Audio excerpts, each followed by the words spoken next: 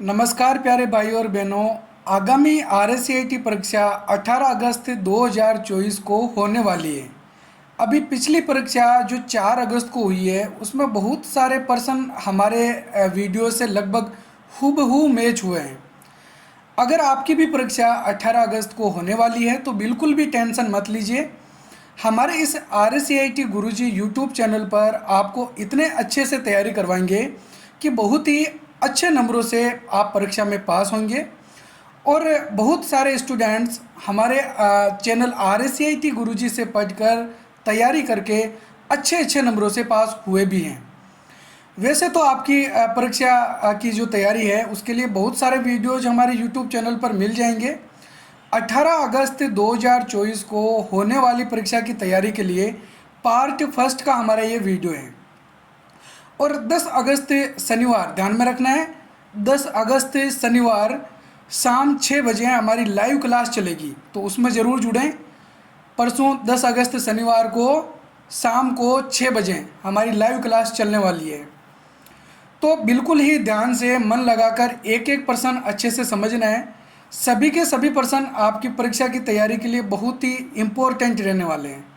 तो शुरू करते हैं आज का वीडियो। हमारा प्रश्न नंबर 1 है, कंप्यूटर में स्टार्ट मेन्यू कौन सी पट्टी में दिखाई देता है? Title bar, menu bar, task bar या फिर स्टेटस बार? तो जो स्टार्ट मेन्यू होता है वो हमको कहाँ पे दिखाई देता है? टास्क बार पे दिखाई देता है। हम कंप्यूटर में जब कोई भी सॉफ्टवेयर ओपन करते हैं या कोई सॉफ्टवेयर ओपन किया और नहीं भी रहता है तो जो टास्क बार होती है वो हमको दिखाई देती है। और टास्क बार के लेफ़्ट साइड के अंदर जो स्टार्ट मेन्यू है वो बना हुआ होता है। जब हम स्टार्ट मेन्यू पे क्लिक करते हैं तो कुछ सॉफ्टवेयर जो हमने हमारे कंप्यूटर में इंस्टॉल कर रखे हैं उसकी एक लिस्ट, उसका एक मेन्यू हमारे सामने आ जाता है। यहाँ नीचे आप देख सकते हैं ये इस प्रकार की टास्क बार होती हैं। और वैसे तो लगभग आप सभी लोग टास्क बार के बारे में अच्छे से जानते होंगे। अगला हमारा प्रश्न नंबर 2 है, निम्न में से कौन सा इनपुट उपकरण नहीं है? माइक्रोफोन, OMR, BCR या फिर प्लॉटर? तो देखो, माइक्रोफोन जो है वो इनपुट उपकरण होता है जिसके द्वारा हम आवाज़ इनपुट कर सकते हैं। OMR जो है वो ओमार सीट जो होती है उसको जांचने का काम करती है, तो ये जो मशीन है वो भी इनपुट उपकरण है। BCR जो है वो बार कोड रीडर यानी कि बार कोड को पढ़ने का काम करता है, तो ये भी एक इनपुट उपकरण होता है। प्लॉटर जो है वो एक आउटपुट उपकरण है, तो इसमें सही आंसर क्या होगा? D, plotter. अब देखो, प्लॉटर क्या होता है? हमारे प्रिंटर का एक बड़ा रूप प्लॉटर होता है। अब देखो यहाँ पर आपको ये जो इमेज दिखाई दे रही है ये है प्रिंटर। और वैसे प्रिंटर तो लगभग सब लोगों ने आपने देखा है, लेकिन प्लॉटर बहुत सारे स्टूडेंट्स हैं जिसने नहीं देखा होगा रियल में। तो यहाँ पे देखो ये जो बड़ी सी मशीन दिखाई दे रही है, ये इस प्रकार का जो चित्र है वो प्लॉटर का है। तो प्लॉटर से बड़े बड़े नक्शे, बड़े बड़े जो बैनर हैं उनको प्रिंट करने का काम किया जाता है। तो प्रिंटर का एक बड़ा रूप प्लॉटर होता है जो कि बड़े बैनर, बड़े बड़े नक्शे प्रिंट करने के काम आता है। ठीक है। अगला प्रश्न नंबर 3 है, वेब ब्राउज़र का प्रयोग मुख्यतः किस लिए किया जाता है? दस्तावेज बनाने के लिए, वेब पेज देखने के लिए, गाने सुनने के लिए या फिर डेटाबेस फाइल बनाने के लिए? तो जो ब्राउज़र होता है उसका प्रयोग करते हैं हम वेब पेज देखने के लिए। वेब पेज किसे कहा जाएगा? वेब पेज का मतलब जो इंटरनेट पे हमको पेज दिखाई देता है, इंटरनेट वाला जो पेज है उसको हम क्या बोलते हैं? वेब पेज बोलते हैं। और बहुत सारे वेब पेज मिलकर एक वेबसाइट बनती है। बहुत सारे वेब पेज मिलकर क्या बनती है? वेबसाइट बनती है। ठीक है। तो इंटरनेट चलाने के लिए जिस एप्लीकेशन सॉफ्टवेयर का हम प्रयोग करते हैं उसको हम बोलते हैं web browser. Google Chrome, Mozilla Firefox, safari, internet explorer, Microsoft Edge, opera, ये सभी ब्राउज़र के प्रकार होते हैं, ब्राउज़र के नेम है। अगला प्रश्न नंबर 4 है, निम्न में से संयोजन कुंजियाँ कौन सी है? Enter, tab and space key, num lock, scroll lock and caps lock keys, F1 to F12 keys, alt, control, shift and window keys? तो देखो, संयोजन कुंजियाँ जैसा कॉम्बिनेशन कीज नाम से ही पता चल रहा है, कॉम्बिनेशन करके यानी कि मिलकर कार्य करती है। तो ऐसी कुंजियाँ जो किसी दूसरी कुंजियों के साथ मिलकर काम करती है उनको हम बोलते हैं कॉम्बिनेशन कीज। तो देखो एल्ट, कंट्रोल, शिफ्ट और विंडो की जो हैं इनको हम किसी दूसरी कुंजियों के साथ यूज कर सकते हैं। जैसे एल्ट एफ का प्रयोग कर सकते हैं फाइल मेन्यू को ओपन करने के लिए, कंट्रोल ए का प्रयोग कर सकते हैं सेलेक्ट ऑल करने के लिए। इसके अलावा शिफ्ट के साथ में F5 का प्रयोग कर सकते हैं वर्तमान स्लाइड से स्लाइड शो करने के लिए। विंडो के साथ में डी बटन दबा सकते हैं सीधे डेस्कटॉप पे पहुंचने के लिए। तो ऐसी शॉर्टकट कीज हम काम में ले सकते हैं इन कुंजियों के साथ। इसीलिए ये जो कुंजियाँ हैं इनको हम बोलते हैं कॉम्बिनेशन कीज, क्योंकि ये किसी दूसरी कुंजियों के साथ मिलके काम करती है। तो उम्मीद है आपको अच्छे से समझ में आ गया होगा। कॉम्बिनेशन कीज जो किसी दूसरी कुंजियों के साथ मिलके काम करती है। और F1 से लेकर F12 तक की जो कुंजियाँ हैं इनको क्या बोलते हैं, फंक्शन कीज। कीबोर्ड के सबसे ऊपरी भाग के अंदर ये होती है function keys. Num lock, scroll lock and caps lock keys जो हैं इनको हम बोलते हैं जो ऑन ऑफ की तरह काम करती है, टॉगल कीज। क्या बोलेंगे, टॉगल कीज। ऑन ऑफ की तरह जो काम करती है वो कुंजियाँ क्या कहलाएगी, टॉगल कीज कहलाएगी। तो टॉगल कुंजियाँ कीबोर्ड में कितनी होती है, 3 होती है। कौन कौन सी, नम लॉक, स्क्रॉल लॉक और कैप्स लॉक। तो जब भी हम एक बार इनमें से किसी भी कुंजी को दबाते हैं तो हमारे कीबोर्ड के सबसे ऊपरी भाग में राइट साइड के अंदर 3 लाइटें होती है, उसमें से एक लाइट ऑन हो जाती है कुंजी को दबाने से। ऐसे ही वापस उस कुंजी को दबा के उस लाइट को बंद किया जा सकता है। तो ऐसे तीनों बटनों के लिए 3 अलग अलग इंडिकेटर होते हैं।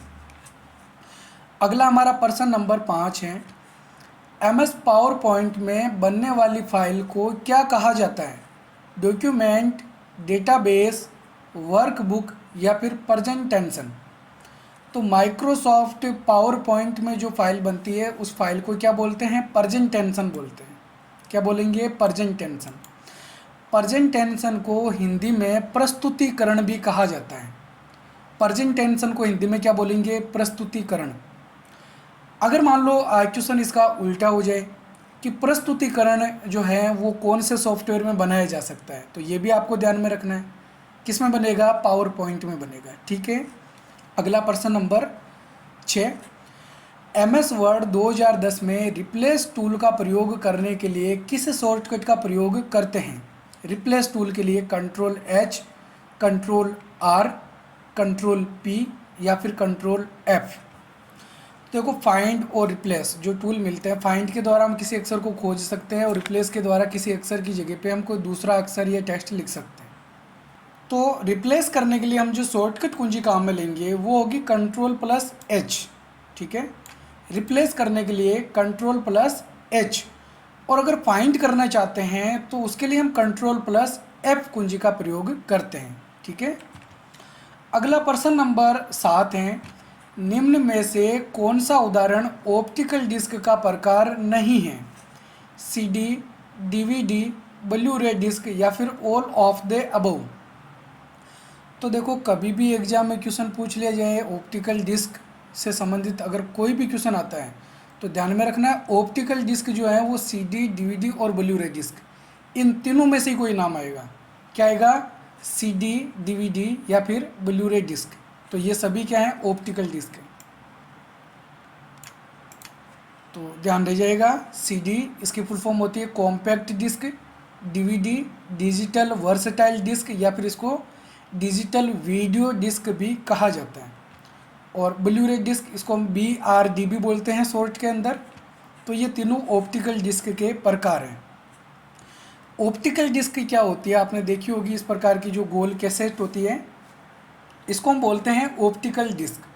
CD, DVD या ब्लू-रे डिस्क तीनों का जो आकार है वो लगभग इसी प्रकार का ही होता है और लगभग इसी प्रकार से ही हमको दिखाई देती है। अगला हमारा प्रश्न नंबर 8 है, वर्ड पेड में ओवर टाइप करने या उसे बंद करने के लिए किस कुंजी को दबाना होता है, ओवर टाइप प्रक्रिया बंद करने के लिए, इंसर्ट, डिलीट, होम या फिर एंड। तो सबसे पहले तो आपको ये जानना होगा कि ओवर टाइप कहते किसे हैं। तो देखो कर्सर के राइट साइड में, किस तरफ, राइट साइड में जब कोई टेक्स्ट ऑलरेडी पहले से टाइप किए हुए हैं और हम टाइपिंग करते हैं तो जो राइट साइड के अक्षर होते हैं वो धीरे धीरे आगे बढ़ते जाते हैं। क्या होगा? आगे बढ़ते जाएंगे। अगर हम चाहते हैं कि वो टेक्स्ट आगे ना बढ़ें बल्कि उनके ऊपर लिख दिए जाएं, तो हम ओवर टाइप प्रक्रिया शुरू कर सकते हैं और उसके लिए हम शॉर्टकट कुंजी काम में लेते हैं इंसर्ट। इंसर्ट कुंजी को दबाने से ओवर टाइप प्रक्रिया शुरू हो जाती है और इससे क्या होगा? ओवर टाइप करने से कर्सर के राइट साइड के जो राइट साइड में अक्षर लिखे हुए हैं उनके ऊपर अक्षर लिख दिए जाएंगे, उनके ऊपर अक्षर लिखे जाएंगे। और जब हम ओवर टाइप प्रक्रिया को वापस बंद कर देंगे तो जो टेक्स्ट हैं वो आगे बढ़ते रहेंगे, कर्सर के राइट साइड के टेक्स्ट आगे बढ़ते रहेंगे। तो इस तरीके से ओवर टाइप प्रक्रिया को हम शुरू कर सकते हैं और वापस इसी इंसर्ट कुंजी को दबा के बंद कर सकते हैं। अगला हमारा प्रश्न नंबर 9 है, निम्न में से सॉफ्टवेयर के प्रकार कौन से हैं? Motherboard and processor, RAM and ROM, system and application, input and output devices. तो इनमें से सॉफ्टवेयर के प्रकार कौन से हैं? C, system software and application software. Computer में दो प्रकार के सॉफ्टवेयर होते हैं, सिस्टम सॉफ्टवेयर और एप्लीकेशन सॉफ्टवेयर। ऐसे सॉफ्टवेयर जो कंप्यूटर को चलाने के लिए ज़रूरी होते हैं, जिनके बिना कंप्यूटर नहीं चल सकता है, उनको हम बोलते हैं सिस्टम सॉफ्टवेयर। और जिन सॉफ्टवेयर्स पे यूजर कार्य करता है उनको हम बोलते हैं एप्लीकेशन सॉफ्टवेयर। ठीक है। अगला प्रश्न नंबर 10 है, निम्न में से कौन सा एप्लीकेशन सॉफ्टवेयर का प्रकार है? Operating system, device drivers, language translator या फिर ब्राउजर्स। अब देखो, अभी आपको पिछले क्वेश्चन में मैंने बताया था कि सॉफ्टवेयर जो हैं वो कितने प्रकार के होते हैं? दो प्रकार के होते हैं, सिस्टम सॉफ्टवेयर और एप्लीकेशन सॉफ्टवेयर। तो यहाँ पे पूछा गया है कि कौन सा सॉफ्टवेयर जो है वो एप्लीकेशन सॉफ्टवेयर का प्रकार है, यानी कि वो सिस्टम सॉफ्टवेयर नहीं है। तो देखो, ऑपरेटिंग सिस्टम हमारे कंप्यूटर में होना चाहिए, इसके बिना कंप्यूटर नहीं चल सकता है, तो ये क्या है? सिस्टम सॉफ्टवेयर है। डिवाइस ड्राइवर्स के बिना हमारे जो डिवाइस हैं वो काम नहीं करते हैं, और लैंग्वेज ट्रांसलेटर के बिना भी हमारा कंप्यूटर काम नहीं कर सकता है। तो ये जो तीनों सॉफ्टवेयर हैं ये हमारे कंप्यूटर में होने ज़रूरी हैं। तो ये तीनों कौन से सॉफ्टवेयर के भाग हैं? सिस्टम सॉफ्टवेयर के भाग हैं। ब्राउजर्स जो होता है जिसके द्वारा हम इंटरनेट चलाते हैं वो एक एप्लीकेशन सॉफ्टवेयर होता है। तो इसीलिए सही आंसर इसमें क्या होगा? D, browsers. अगला हमारा प्रश्न नंबर 11 है, एमएस वर्ड में टाइप करते समय स्पेलिंग गलत होने पर क्या संकेत दिखाई देते हैं? अक्षरों को गहरा किया जाता है, अक्षरों को लाल रंग में दर्शाया जाता है, अक्षरों के नीचे लाल रंग की लहरेदार अंडरलाइन दर्शाई जाती है, या फिर अक्षरों के नीचे हरे रंग की लहरेदार अंडरलाइन दर्शाई जाती है। तो जब हम स्पेलिंग की मिस्टेक करते हैं, स्पेलिंग गलत लिखते हैं, तो हमको लाल कलर की अंडरलाइन दिखाई देती है। लाल कलर की लहरेदार अंडरलाइन शब्दों के नीचे दिखाई देती है माइक्रोसॉफ्ट वर्ड में। इसका मतलब क्या है कि हमने स्पेलिंग गलत की है। और अगर हम ग्रामर की कोई मिस्टेक करते हैं तो हरे कलर की लहरेदार अंडरलाइन दिखाई देती है। तो दोनों ही आपको अच्छे से याद रख लेना है।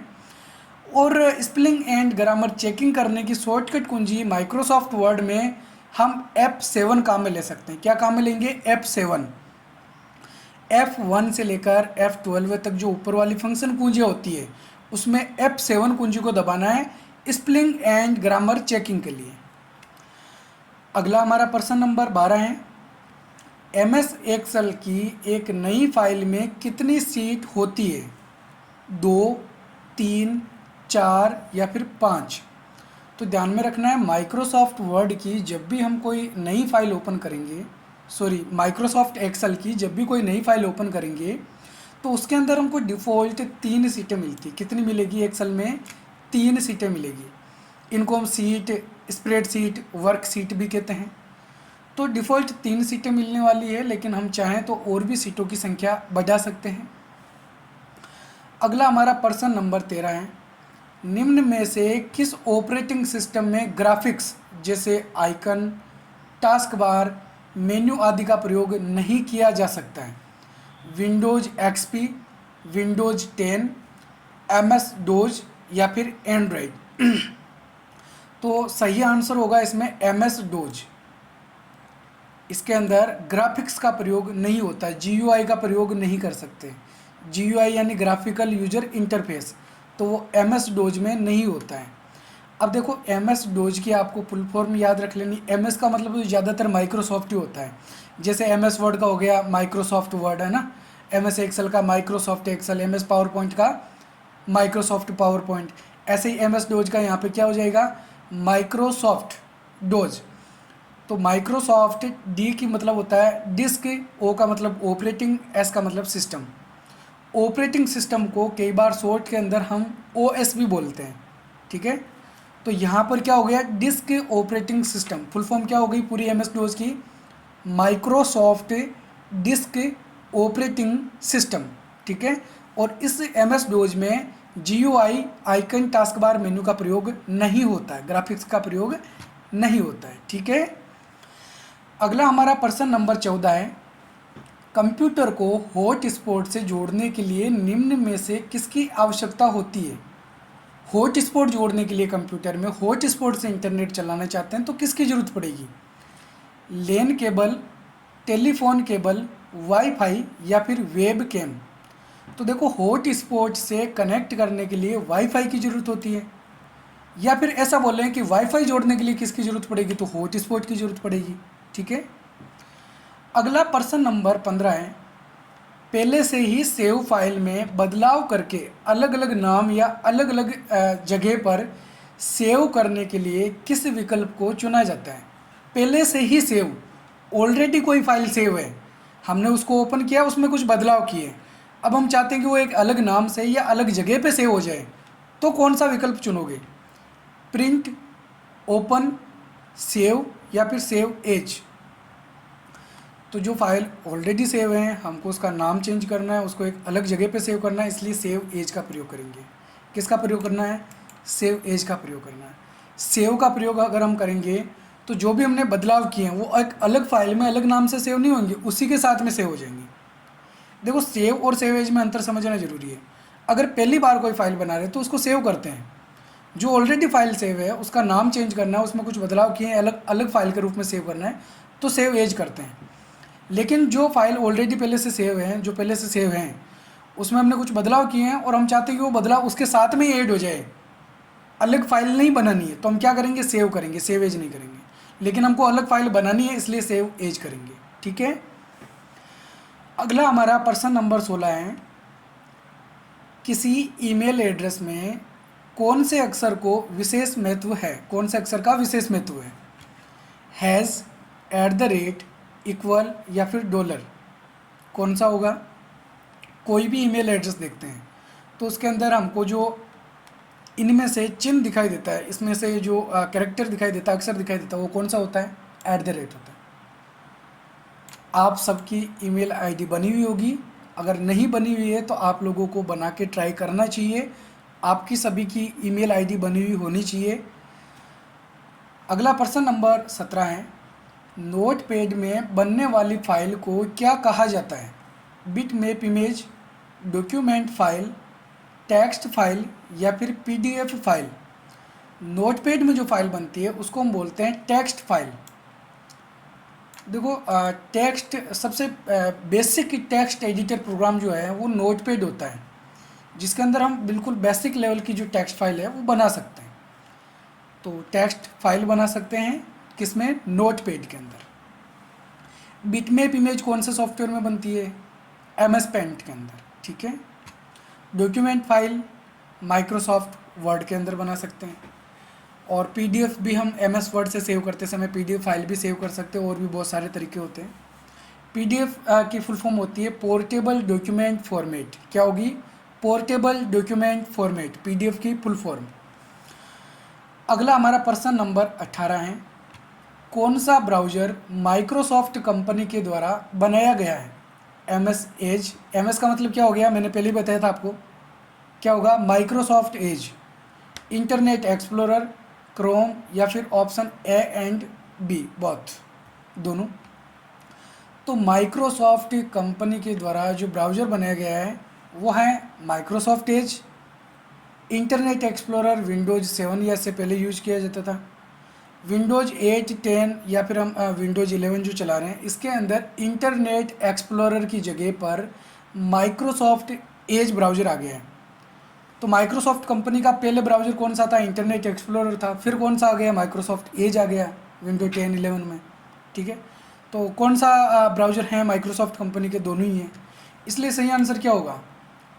D, option A and B both, ये दोनों ही सही हैं, माइक्रोसॉफ्ट कंपनी के ब्राउज़र हैं। और क्रोम जो है इसको हम बोलते हैं गूगल क्रोम। तो नाम से ही पता चलता है कौन सी कंपनी का है? गूगल कंपनी का है। ठीक है, गूगल कॉरपोरेशन। अगला प्रश्न नंबर 19 है, निम्न में से कौन सा ब्राउज़र का प्रकार नहीं है? क्रोम, बिंग, मोजिला फायरफॉक्स या फिर ओपेरा। कौन सा ब्राउज़र का प्रकार नहीं है? तो इसके अंदर बिंग जो है वो ब्राउज़र का प्रकार नहीं है। गूगल क्रोम ब्राउज़र है, मोजिला भी ब्राउज़र है और ओपेरा भी ब्राउज़र है। बिंग क्या है? बिंग एक सर्च इंजन है। Google, Bing, Yahoo. क्या है? गूगल, बिंग, याहू, ये मुख्यतः 3 प्रकार के सर्च इंजन है। और भी कई प्रकार के सर्च इंजन होते हैं, लेकिन ज़्यादातर जो एग्जाम में क्वेश्चन आते हैं वो इनमें से ही आते हैं। तो इनको आप अच्छे से याद रख लो। कौन कौन से?